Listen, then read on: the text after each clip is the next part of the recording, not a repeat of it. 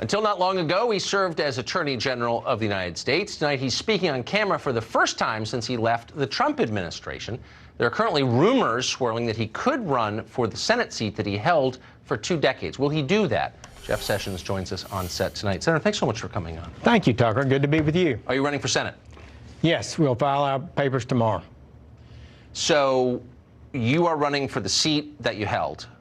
You were, I think, after the coach of the Alabama football team, the most popular person in the state when you left. Do you regret that you left in the first place? Well, I had a great tenure at the Department of Justice in so many different ways, and I don't ever worry about regretting things like that. We were able to serve, be able to push the Trump agenda and do it in an honorable way, and it was actually a great experience. I spent 15 years in the department. Yep. So I don't regret that, and it was an honor to serve, and I am, it's not my seat in the Senate, but I believe I have something to give. I have some convictions that I think need to be pushed. We need to get some Republicans moving.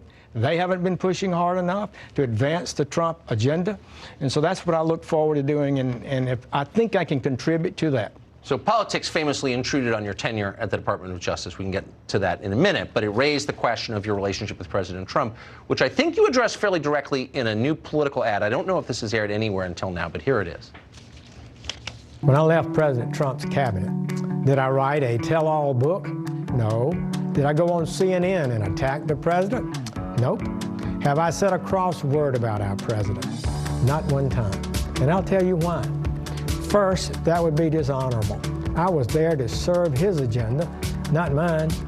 Second, the president's doing a great job for America and Alabama, and he has my strong support.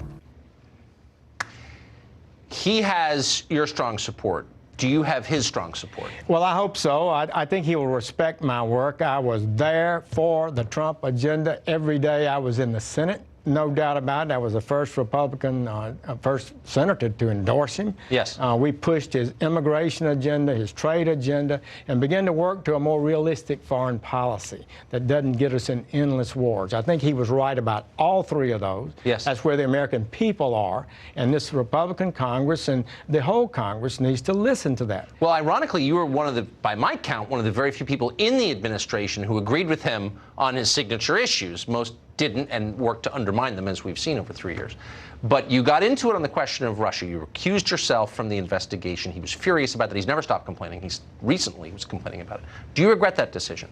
No, I did the thing I had to do under the rules of the Department of Justice. The senior advisors told me that this is what the rules required, the regulations required, and I read them, and I don't think there was any out for me. But I know how painful it was for the president. The whole thing was very painful for him, and he saw this as a pivotal moment, but painful and as prolonged as it was, it did clear him of Russian collusion, and I'm certainly glad that finally happened. He's very popular in the state of Alabama, as you know, and as your ad suggests. You don't want him to come out against you, of course. Are you going to talk to him about it? Well, I will, and I look forward to having that opportunity. It hadn't been provided at this moment, but I would like to be able to go to the people of Alabama and tell them with all honesty, I believe in this agenda.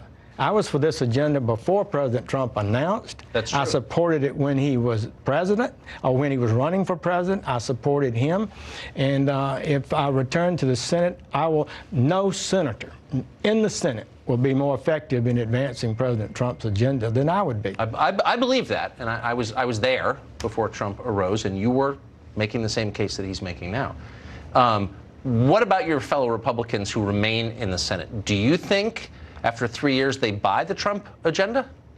Gosh, Tucker, I think some of them are still standoffish. Some of them almost give the impression that maybe he'll just fail or it won't happen and we won't have to deal with it. But ending lawlessness at the border is a bipartisan, overwhelming issue. Standing up to China, defending American manufacturing, standing up against is a bipartisan, powerful issue. Trump is right on both of those. And on wars, I saw recently that veterans opposed, didn't think military efforts in Iraq were justified by 64%. American people think we are too committed in too many endless wars. President Trump is right about that. So I think this represents some change for the Republican establishment, and many of the Democrats are totally opposed to it. But we should be able to put together a majority.